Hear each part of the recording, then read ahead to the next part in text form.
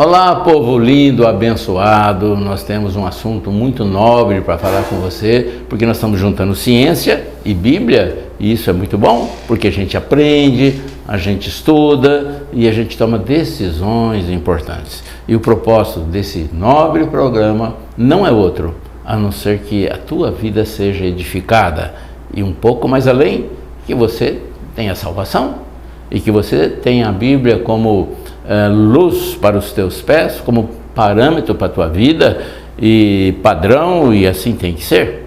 E aqui você está vendo um versículo que vai nortear o nosso bate-papo, a nossa conversa, que está em 2 Timóteo 2,2. E ele diz mais ou menos assim: o que de minha parte ouviste, isto mesmo transmita a homens idôneos, e eles façam a mesma coisa a outros. Então eu quero te explicar um pouquinho sobre a fermentação.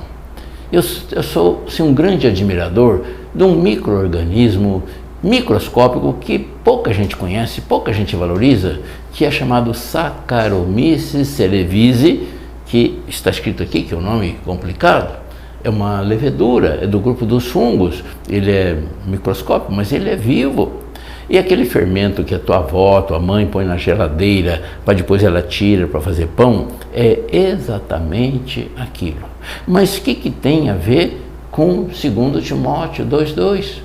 É porque o apóstolo Paulo está falando que você deve ser como um fermento, multiplicando, você fala para outro, o outro fala para outro, e um empurra o outro, e de fazer discípulos, e o discípulo faz outro discípulo. Me parece muito fermento. Logicamente, se você que conhece bem a Bíblia, o fermento ele é considerado uma parte assim, negativa na Bíblia, porque os fariseus fermentavam, né? Porque eles comiam pão sem fermento, porque não tinha tempo de sair da terra para a terra de Canaã, esperando o pão crescer, então era pão sem fermento. Então tem toda uma cultura contrária àquele que come pão com fermento. Mas eu estou indo um pouco mais além, eu estou falando da ciência, da maravilha, desse ser microscópico que Deus criou, o Saccharomyces, que é uma levedura insignificante, mas movimenta a tua vida, a minha também. Com certeza você come pão, com certeza você gosta de bolo, com certeza o teu carro talvez tenha etanol, e tudo isso depende do Saccharomyces cerevisiae. É uma levedura, olha, mais antiga que o próprio ser humano. Os faraós, os egípcios, há 4.000 anos atrás, já usavam o trigo e deixavam a levedura trabalhar no trigo e fazia pão, e depois o povo hebreu aprendeu com eles, e tem uma história todos que não nos interessa. Mas observem que é fantástico a reprodução desse ser vivo. Repito que ele é um ser vivo. Se você pegar o fermento que você tirou da geladeira e fritar e pôr no pão, você matou a levedura. Ela tem que ficar na geladeira porque ela fica em estado dormente, estado latente, quietinha, ela como um urso hibernando. Mas a hora que você dá comidinha para ela, farinha com açúcar, alguma coisa assim, ela encontra alimento. E nesse alimento ela multiplica muito rapidinho. Tanto é que você sabe que a tua avó faz aquele pãozinho desse tamanhozinho e ela põe assim, um cobertorzinho por cima para manter um calorzinho, e começa ali um processo de fermentação. E de repente aquele pãozinho vai crescendo, e ela olha admirada porque o pão está crescendo, né? Isso é altamente interessante. E esse ser vivo, trabalhando o metabolismo do açúcar, do amido, ele vai produzir duas coisas: o álcool e o CO2, o dióxido de carbono. Então, quando você vai comer aquele pão que está fofinho, né? Observe aqui, você está vendo um pão delicioso. Eu não comi ele, mas deve ser delicioso. A aparência dele, o Vitor, nosso cinegrafista, arrumou um pão bonito aqui, né? E observem que ele está fofinho. E cada estrutura dessa, cada bolinha que deixa ele fofo, era uma presença de gás carbônico, de álcool, em decorrência da fermentação da levedura, ao digerir, ao trabalhar, metabolizar o açúcar, o amido que estava na farinha. Logicamente, você não vai comer o álcool com o pão, porque a hora que a tua avó põe para assar esse pão, O calor faz com que o CO2 desprenda, o álcool desaparece e vai ficar só aquele pão fofinho, gostoso. Olha, se nós pudéssemos falar só sobre as leveduras aqui, a gente ia falar muito tempo sobre elas. E eu louvo a Deus pelas leveduras. Aliás, todo ser vivo, eu sou assim um adorador de Deus pelo mundo que Ele fez, inclusive você, a imagem e semelhança dEle. E a Bíblia fala um pouco menor do que Deus, Ele te constituiu e de honra e glória te coroou. Isso é um privilégio maravilhoso. Então eu quero voltar às leveduras, lembrando que eu estou enaltecendo, porque nós devemos multiplicar a grandeza de Deus e testemunhar o reino de Deus na velocidade também do fermento. Existem mais de 2.000 cepas diferentes de Saccharomyces. É a mesma espécie, mas são linhagens diferentes. Se você for lá no Instituto Pasteur, na França, você encontra lá mais de 2.000 cepas diferentes de Saccharomyces. E a usina Sucur Alcooleiro tem uma dificuldade muito grande com essas cepas, porque às vezes eles selecionaram uma levedura que transforma a cana-de-açúcar, o mosto, que é assim chamado, numa velocidade maior em álcool, com uma produtividade maior. Mas de repente tem também o Saccharomyces que eles chamam de selvagem, é o natural que está no ar. E às vezes contamina o mosto, o garapão deles e fica mais forte que a própria cepa que eles colocaram. Então tem usinas hoje que estão deixando a própria linhagem natural de Saccharomyces, que é encontrada no ar, para metabolizar, fermentar o mosto, o álcool, para produzir o etanol.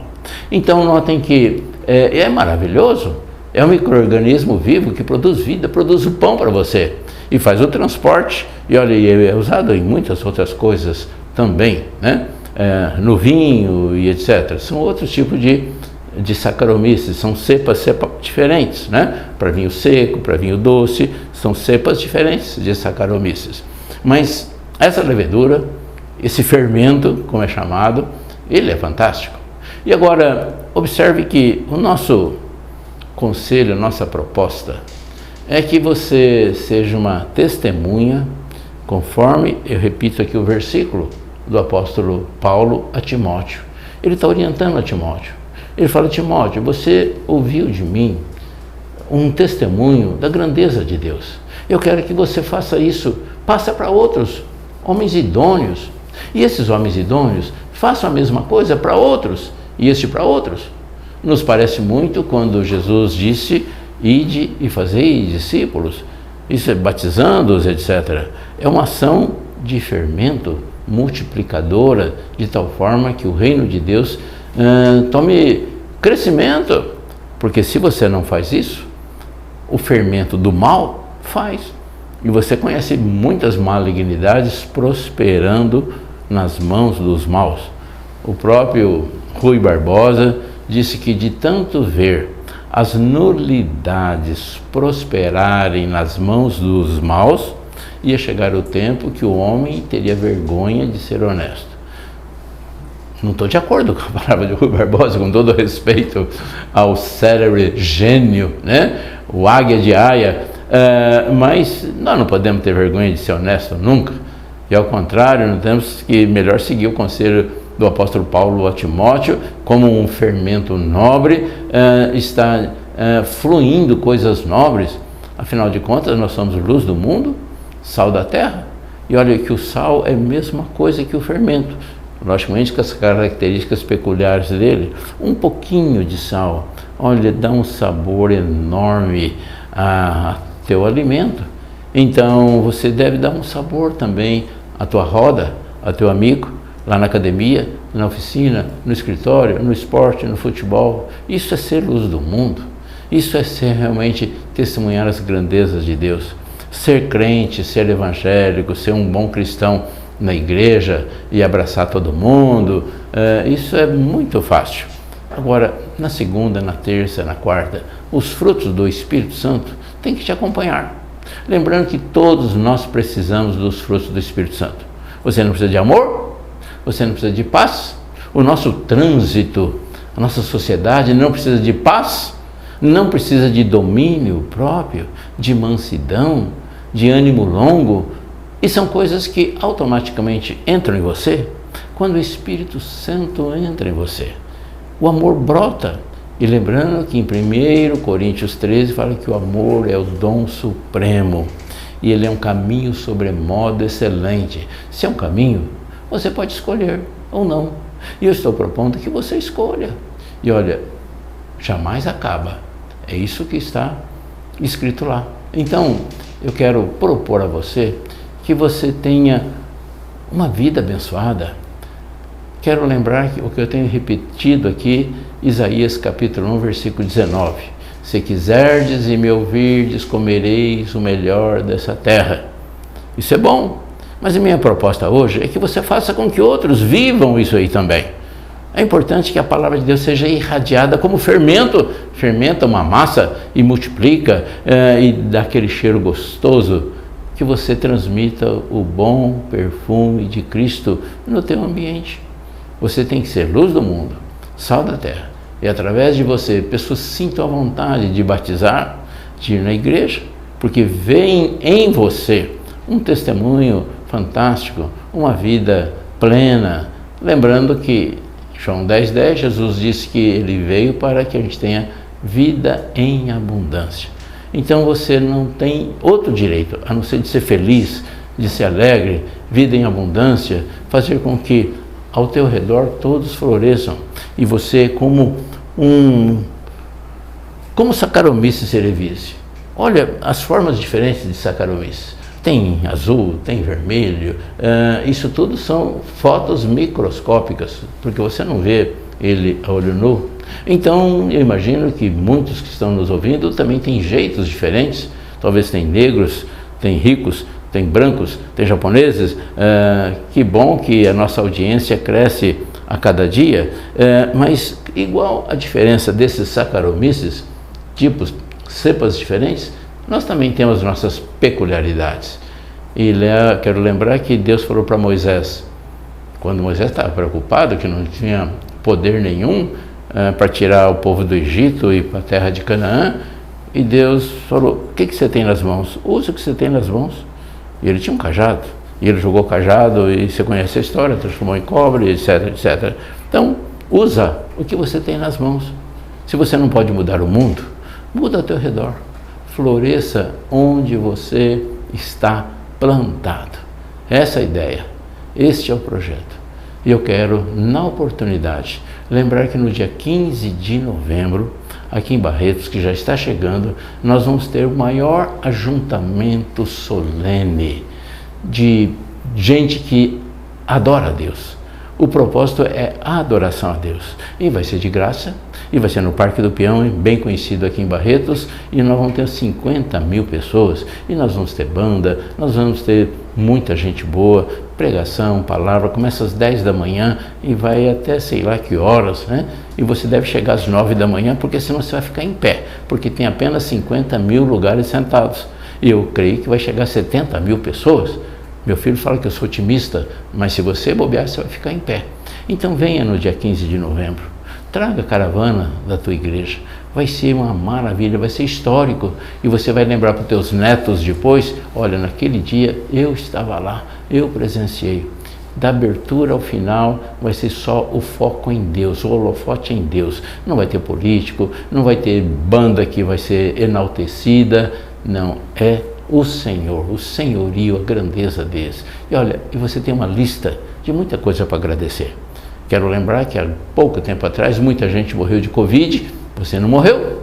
Então, louvado seja Deus, tem um propósito e você tem que estar aqui no dia 15, não só você, tua família, tua igreja, teus amigos, e vai ser memorável, maravilhoso, que vai movimentar esta nação.